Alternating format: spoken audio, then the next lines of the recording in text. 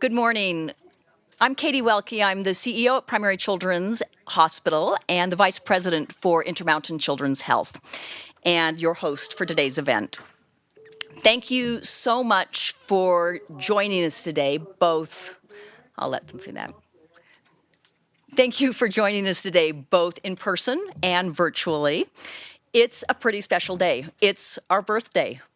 Today, Intermountain Primary Children's Hospital is 100 years old.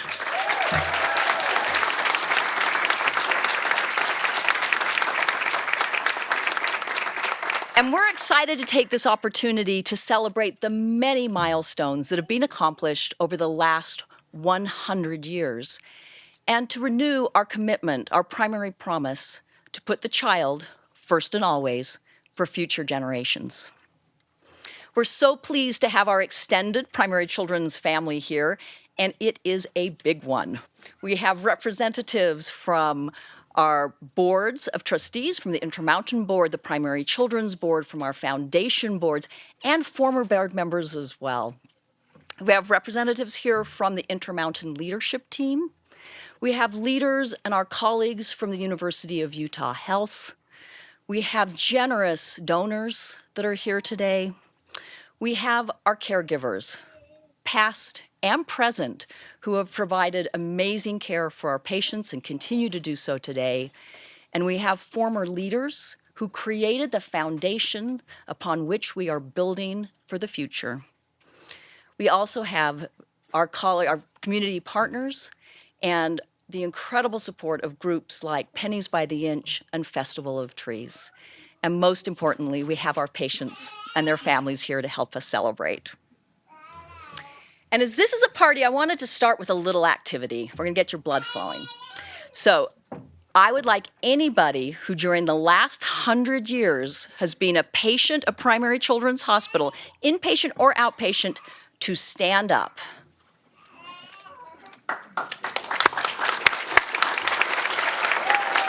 Yay.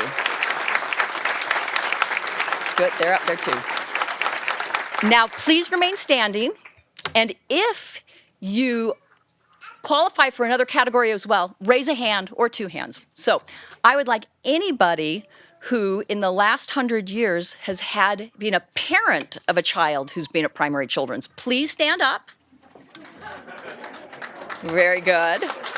And if you're already standing, raise your hand. I would like anybody who has had a family member or loved one at Primary Children's, please raise your hand or stand up. And then finally, if you have been a caregiver at Primary Children's, please stand up and join the crowd.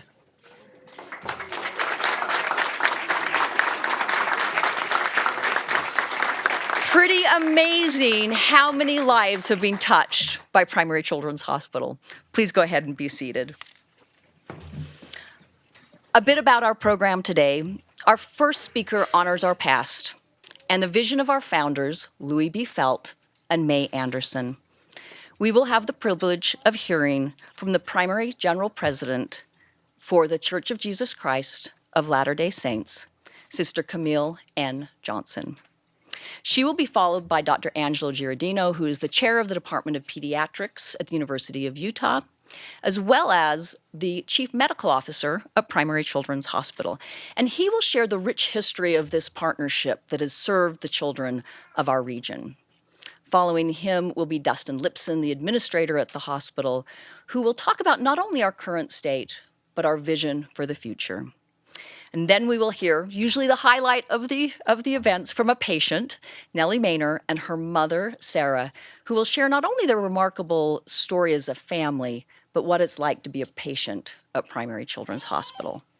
And then we will get to hear from our most tenured employee, Paula Peterson, a nurse practitioner, who will let us know what it's been like, her perspective of 48 years as an employee at Primary Children's Hospital.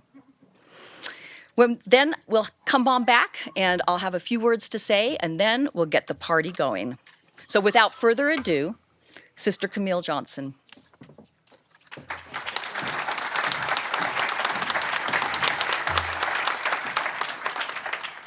Well, my dear friends, I feel it a genuine pleasure to stand before you today on the shoulders of women and men who look directly into the eyes of children, not over their heads, but who look directly into the eyes of the children to assess their needs and to address them.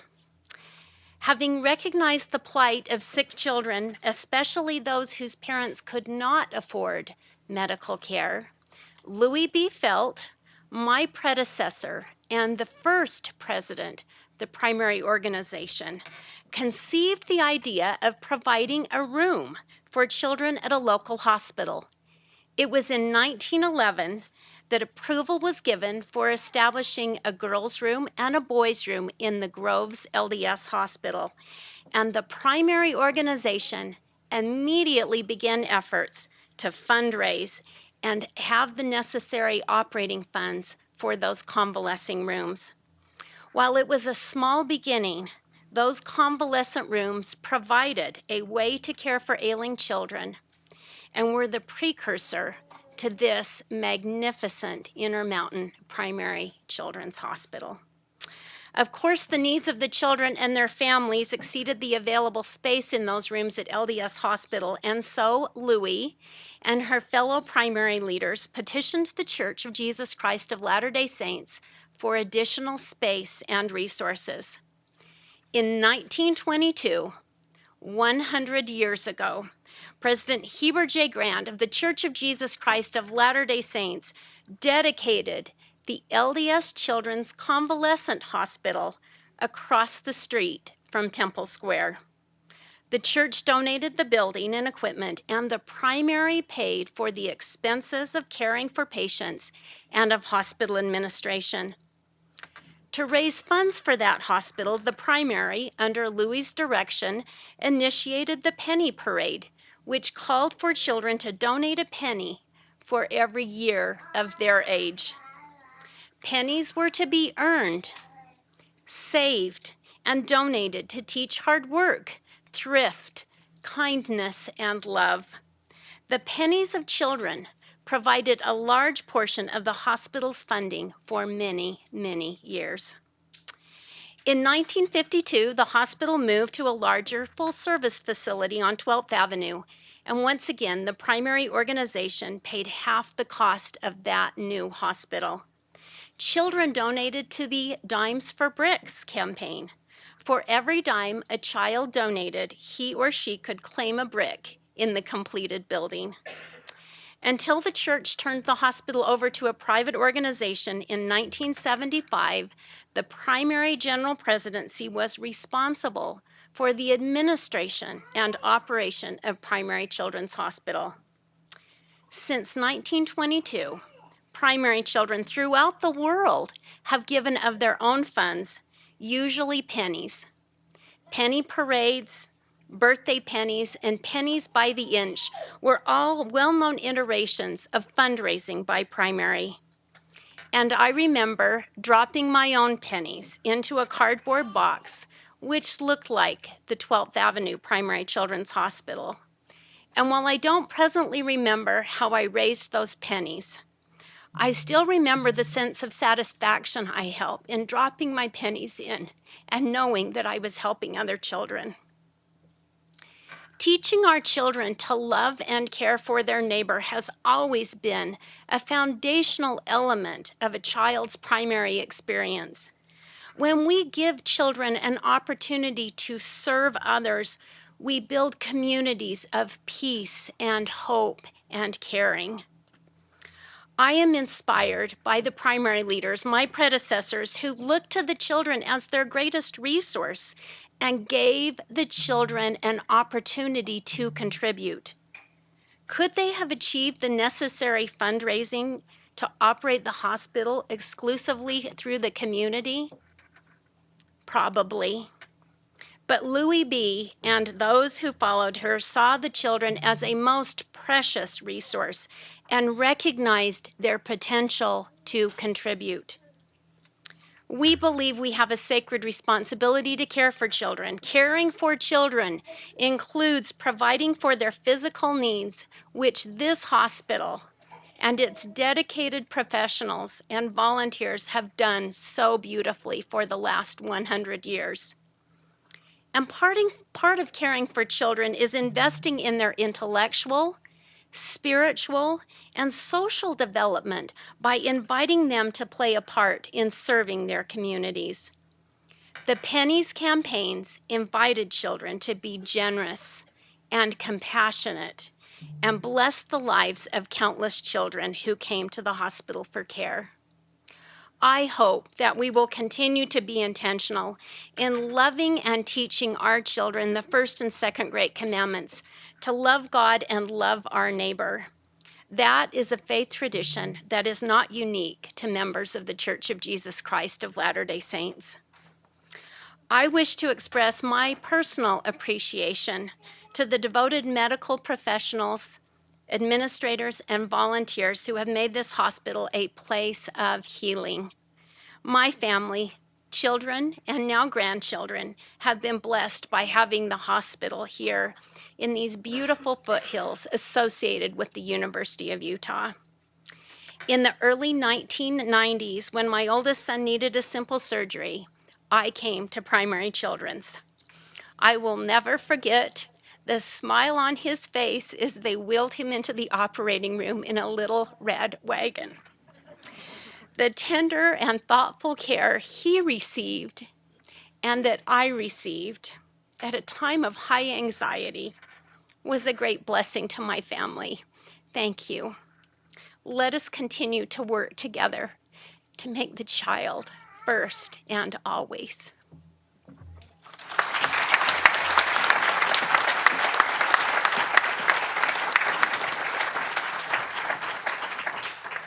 Thank you, President Johnson. The support that you and your organization give to us at Primary Children's means the world to us. I see we have a lot of young people here, and I was thinking, what should I say today? And when I was a kid, I remember when I turned 10, it was such a big deal because I was 2 digits. But if you're a hospital and you turn 100, you're 3 digits. So I thought, wow, that is such a big milestone, and what a great morning it is to share some of our reflections with you. In pediatrics, we have a lot of sayings. So you've heard the child first and always a couple times. That is such a meaningful, anchoring motto that inspires all of us who work at Primary Children's to take care of children. And you are why we are here. The last 100 years, we wanted to take care of you, and we want to take care of you the next 100 years. Another saying in pediatrics really kind of resonates because it's, children are our message to the future. And I think of the founders of Primary Children's, and I think of the message that they wanted to send us 100 years ago. And it was that the children are first and always, and we should always put our best effort forward to take care of your health. And one of the messages that those visionary folks sent to the future was that we should collaborate. We should work together as a community to really help children have the best health possible. And that initial message that they sent has been manifest because Primary Children's Hospital and the University of Utah work hand in glove. We're intertwined in our academic mission to make the health of children our being, our purpose, our central focus. And we do that by doing teaching. So we teach the next generation of healthcare providers. We have a very wonderful residency program that creates pediatricians. We have fellowship programs that creates the subspecialists that help the pediatricians when a person has a specific problem. We also train nurses, nurse practitioners, social workers, physician's assistants, dietitians, recreation therapists, physical therapists, occupational therapists, just this whole panoply of professions that come together and make children central and our focus. And Primary Children's is a treasure for this community in terms of the teaching. We also do research. We discover new knowledge. We have faculty members that come here and they have the blessing of working in an environment like this. And we get to work with our amazing team at the University of Utah so that we can do high quality science and really push the boundaries of our knowledge. And then fundamentally, We love to deliver care, and we work in collaboration, the University of Utah with Intermountain, and we have an array of clinical services spread out through the entire region. And we also try to improve that care. And nationally, Intermountain is known for developing clinical practice guidelines so that we can always do the best practice when we engage with the child and family. So just to sum up, this is an absolutely wonderful morning. 100 years of service, and we plan for at least another 100 years. So thank you for your attention.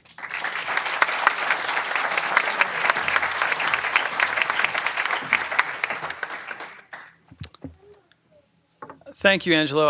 I can't imagine a better partner in this work. And thank you to all of our colleagues at University Health. I love hearing about the history of primaries. It's a reminder that we really do stand on the shoulders of giants. And it's a credit to so many of you in the audience that we've been able to achieve so much and that we're positioned to achieve so much more. Speaking of miracles and achievement, I'd like to share a story about our present and our future. This starts with a 15-month-old boy, Camden, who presented to the primary children's ED, and he was very sick. He was having a lot of seizures, and he was admitted, and over a period of months, many medications were tried, but his seizures couldn't be stopped. And his family and his team decided to try an invasive surgery. And at about that same time, it was recognized that he qualified for a new program at Primary Children's out of the Center for Personalized Medicine. And that program was rapid whole genome sequencing. And his genes were sequenced, and the results came back just a few days before his surgery. And they found a mutation that essentially slowed metabolization of vitamin B6. And he was given supplements that day, and his seizure stopped that day. And he's been seizure-free for about 2 years now. And that story is instructive in a number of ways. It teaches us about the power of philanthropy. It teaches us about the importance of innovation. And it teaches us about the urgency to build the model health system for children. Innovation is constant at Primary Children's, and it often begins with philanthropy. Whether it's the dramatic introduction of new treatments or therapies or tests, like the one in this case, or whether it's the gradual stepwise innovation that occurs over time, it all adds up. We are the only major children's hospital in 400,000 square miles. We must lead in every specialty and area. And thanks to the tireless work of so many, including many of you in this room, we continue to be recognized nationally as one of the best children's hospitals in the country. That will never change. And while innovation might start here, it can't end here. Building the model health system for children is about linking every community together and every part of our health system together. And those efforts mean that the care that Camden received while he was here is now available in every NICU across Intermountain and at the University of Utah. Every day, we are bringing care closer to home. We would be remiss in talking about the present and future of primaries if we didn't also talk about mental health. Pediatric mental health challenges today are unprecedented. We're proud of the steps we've taken and the steps we will take to meet this increasing wave facing our community. We are expanding as rapidly as we can, adding new services and new programs, from responding to crises in the home, to introducing novel treatment, to developing new career paths and roles to expand access as quickly as possible. The challenge is unique, and we will rise to meet it. By now, you've probably recognized a theme. Greatness is not about one person, one time in our history, or one innovation. It's the product of thousands of people, each giving their best across every decade of our history.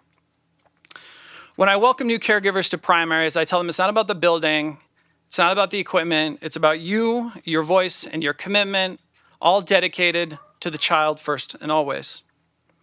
For over 100 years, this community has lifted us up, and with the support we feel, I know the future is brighter than ever.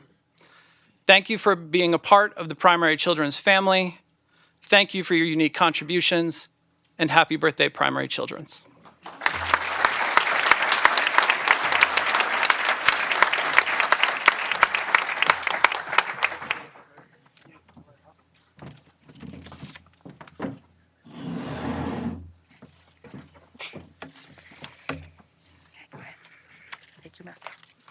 Good morning. What an exciting time and event, isn't this? Yeah? That's your line. I'm sure excited to be here and share why I love Primary Children's Hospital so much. Me too. So my introduction to Primary Children's begins 36 years ago on April 9th, 1986. Don't do the math. When my life was saved, an amazing neurosurgeon by the name of Dr. Storrs successfully removed an astrocytoma brain tumor when I was just 12 years old. Since then, I have been blessed to have no complications and have had an amazing life, free of seizures, free of any complications from brain surgery. I have been able to have a wonderful life full of excitement and opportunities. My greatest pride and my greatest accomplishment would have been my 8 beautiful children that I've had with my husband of 28 years. That's where I come in. I'm number 8. 7 years ago, I was diagnosed with a 1 in 1 million kidney disease called dense deposit disease. And this disease is very aggressive, and it took both my kidneys and over in 4 months. I spent 1 year coming to Primary Children's Hospital for hemodialysis 3 days a week and 2 years on peritoneal dialysis every day at night for 10 to 12 hour treatments. I've had 12 surgeries, many appointments, and here in August of 2019, I was blessed to receive a new kidney, and I'm still going strong.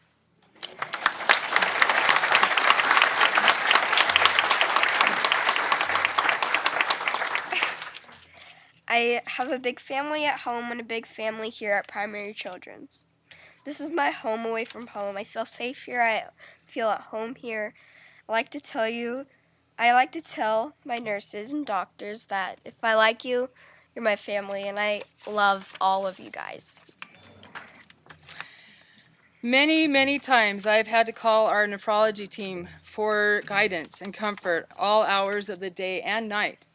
There is always someone available to comfort, teach, and walk me through this nightmare that we've been in. I have never been alone, not once, since Nellie was diagnosed at age 6. Our doctors, our nurses, our nutritionists, our lab techs, our foundation members, our front desk staff, our social worker, our child life specialist, our music therapist, John in the kitchen, the security guards, they have all become a part of our family. They cry with us, they rejoice with us, and they support us, and they are here supporting us today.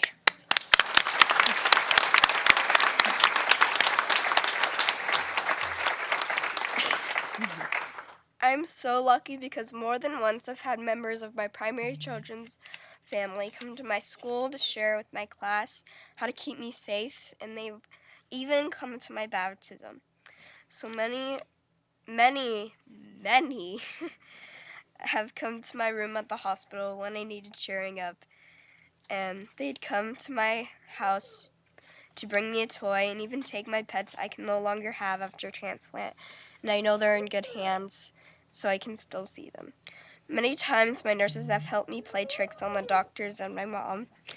They'd come to my blood drives, toy drives, and help me pass out green ribbons for Kidney Awareness Month. They are truly a part of my family, and this amazing family has inspired me to want to become a nurse or a doctor when I grow up. I want to continue to be a part of Primary Children's Hospital even after I grow up.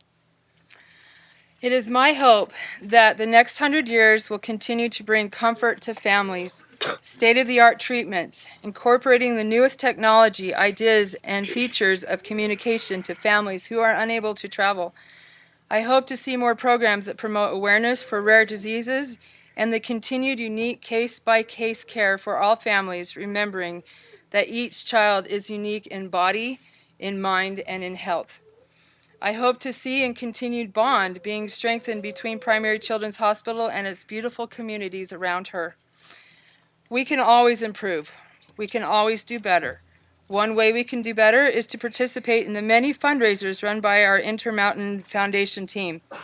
They help enhance the care of our children. For this, I'll forever be grateful. These fundraisers, for example, Festival of Trees, bring communities belonging, and they help build the feeling of pride in our state-of-the-art children's hospital right in our backyard.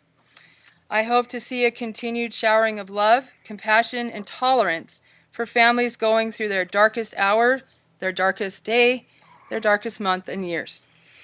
We have been shown over and over that Nellie is unique, loved, and special, as are all children that walk through Primary Children's door. When you help one child, you help an entire community that has rallied around their neighbor, their friend, and family. I hope over the next 100 years that all those affiliated with Primary Children's Hospital remember the child is first and always. In the future, I would love more awareness for rare diseases like mine. And maybe a PS5 in every room. And maybe a tutorial for parents so they can play with me. And and what I would love to see in the next 100 years of the hospital, honestly, is continued care, because when me and my mom first started out, we were really, really scared. We didn't know what was going to happen, didn't know what our life was going to be like when we started going to the hospital. And but when we went to the hospital our first time, the hospital just opened their door of love to us, and they distracted us from the scary things that were happening to me and made me feel like I was special. It's not rare, it's special, and every kid in this hospital is pretty dang special.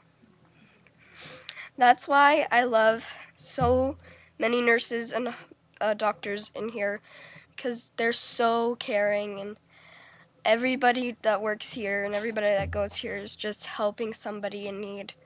And that's what I want to see in the next 100 years. And so I hope kids can have the same experience I had in the future. And dear hospital, I love you guys so much.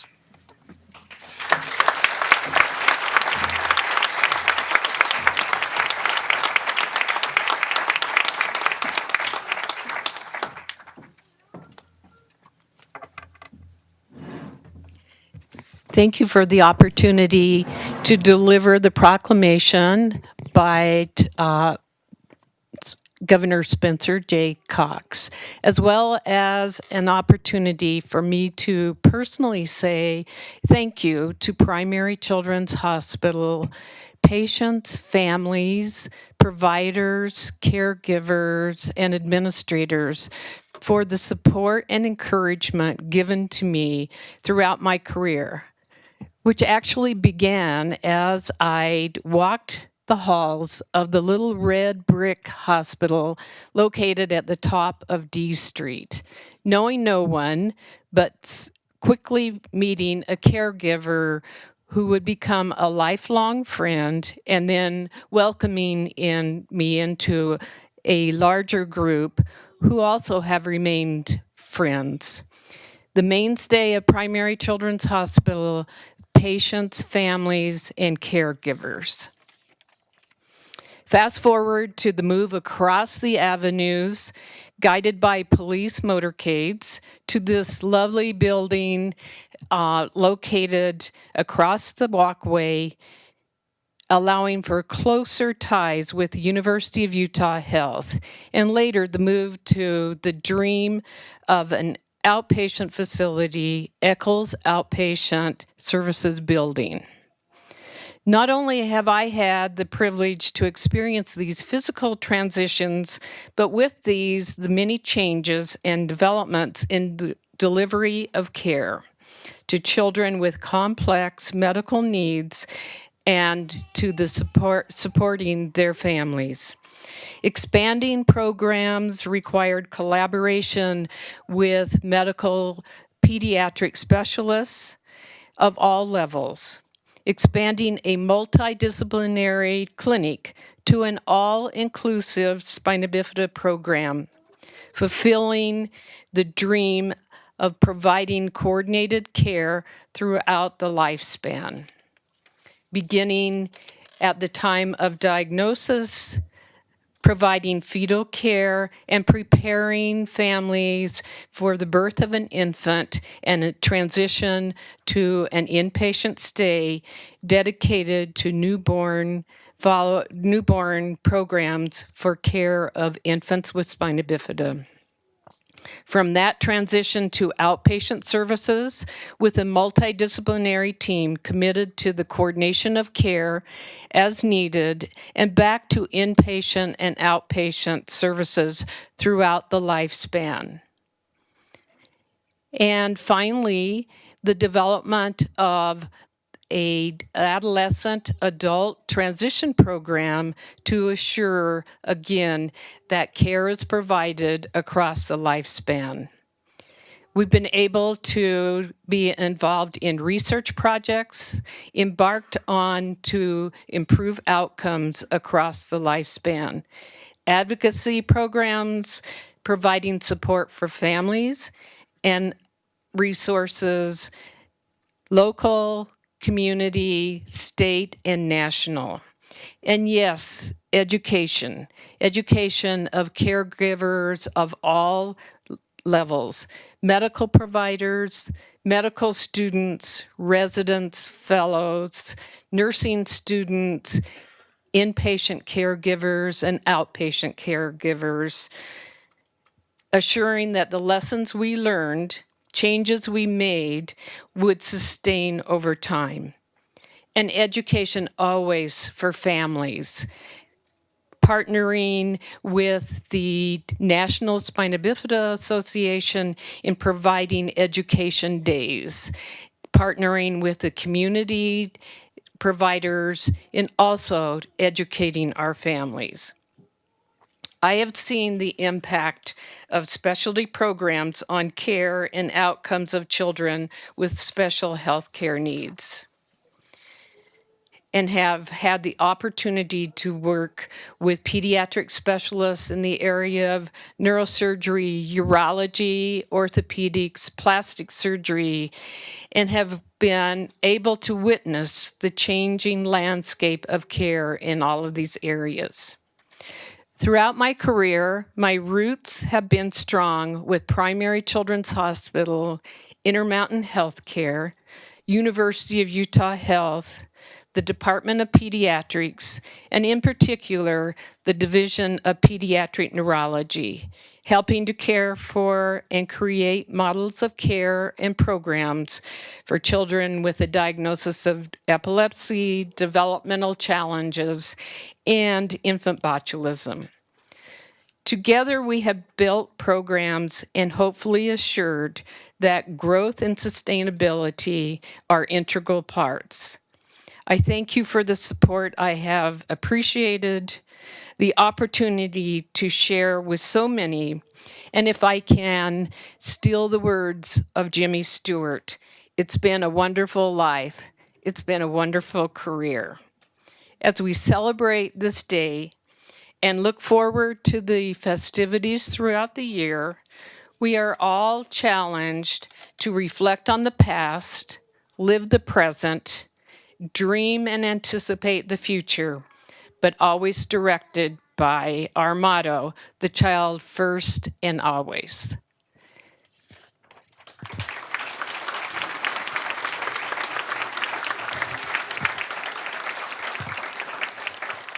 I'll deliver the proclamation by Spencer J. Cox, a framed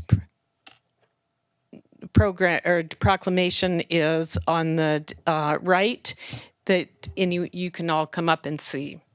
Whereas Primary Children's Hospital opened its doors on May 11th, 1922, and is celebrating 100 years of fulfilling to promise to serve the child first and always.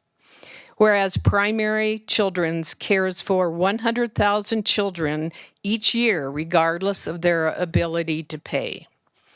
Whereas Primary Children's offers expertise in 60 pediatric specialties and provides care for children with the most complex injuries and illnesses.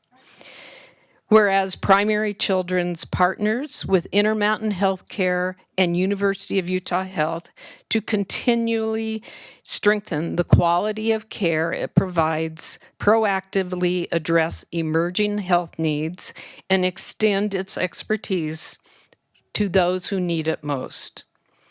Whereas part of the hospital's philosophy is of providing high quality care as close to home as possible, Primary Children's Hospital's Larry H. and Gail Miller Family Campus will open in Lehi, Utah in 2024. Whereas the idea for Primary Children's Hospital was generated when two leaders of the children's program of the Church of Jesus Christ of Latter-day Saints were touched by the sight of a child on crutches struggling along a city street, and Primary Children's people have reflected that compassion ever since. Whereas the Festival of Trees, which has been going since 1971, is one of the happiest community events in Utah, not counting the Olympics and those 2 times the Jazz were in the NBA Finals.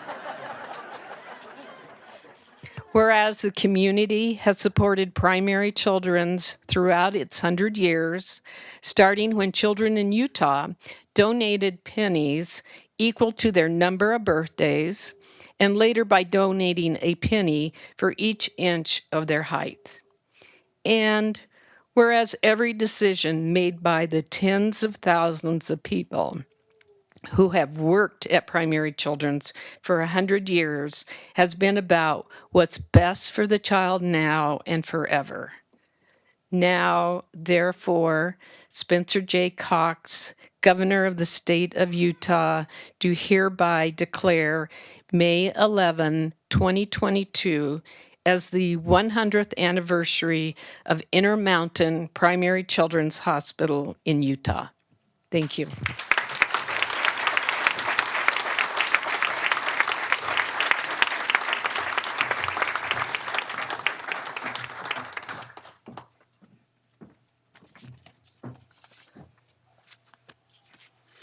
Thank you, everyone. Incredible words from the entire team here. It's just amazing.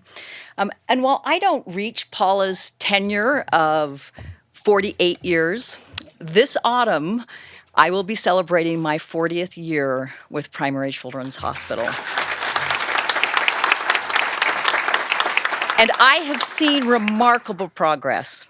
I remember early in my career, I was taking care of children with congenital heart defects, and the cardiac surgery, there's patients who were born with abnormalities, and the cardiac surgeons were developing surgery to close holes, to build baffles in the heart, and to move vessels.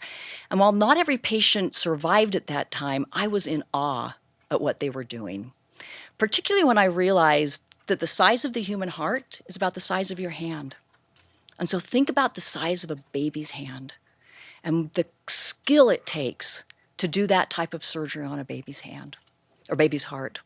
And if you fast forward 40 years later, those surgeries are refined and the patients do so well. And some of those surgeries are done even non-invasively now. And in some areas, we're even doing surgery on the baby when they're still within the mother's womb. That's progress. It's amazing what has happened. Primary Children's is probably, it's who I am, and it's probably the best part of who I am. It has been my mentor, my guide, and my teacher for the last 40 years. Since I walked through the doors of that red brick building up in the avenues as a young nurse. And I have learned so much. And while we have seen great progress and changes, and I anticipate so many more in the future, there are a few things that I hope never change. The motto of the child first and always. I've also learned to be brave because I've been able to watch children who have unspeakable diagnoses, who focus not on their pain, but on the joy and wonder they see in the world. I have learned compassion and bravery and incredible dedication by watching parents. Parents who are with their child in their darkest moments, and instead of focusing on themselves, they center on their child. They have kind words for caregivers, and they never, ever give up. I have learned collaboration from watching that team of doctors and nurses and pharmacists and respiratory therapists and parents and so many others who come together for each child to find the right solutions for every single situation. And I have learned humility as I have benefited so much by the wisdom of those who surround me and those who went before me and created the foundation on which we are building today. I've learned the power of science as I've actually seen diseases disappear from this hospital during my tenure here.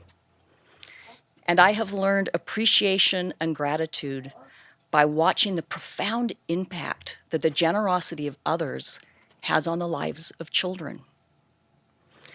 I've learned empathy and compassion by watching our caregivers and the acts they perform every day. They give not only from their minds and their bodies, but they do it through their hearts.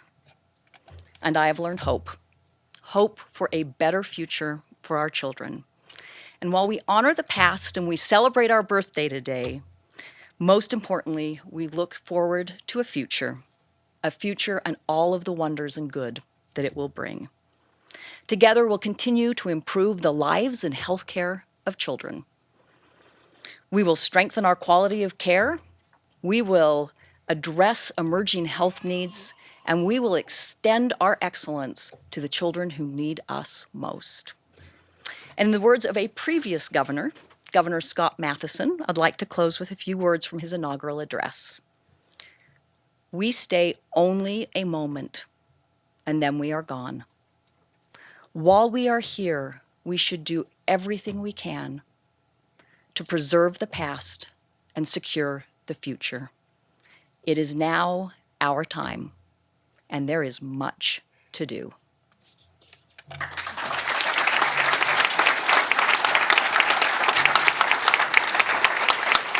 And I said this was a birthday party, so with no birthday is complete without a cake. And I would love to have all of our children and their families please come forward so that we can blow out the candles. And I'd like to welcome Mackenzie Mondek to come up. She's one of our registered music therapists with expressive therapy, and she is going to lead us in a rendition of Happy Birthday Primary Children's Hospital.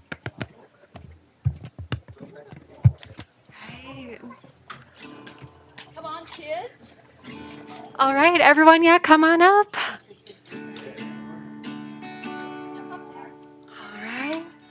We've got everyone here? All right. We'll sing Happy Birthday, Primary Children's. Here we go. Happy birthday to you. Happy birthday to you. Happy birthday, Primary Children's. Happy birthday to you.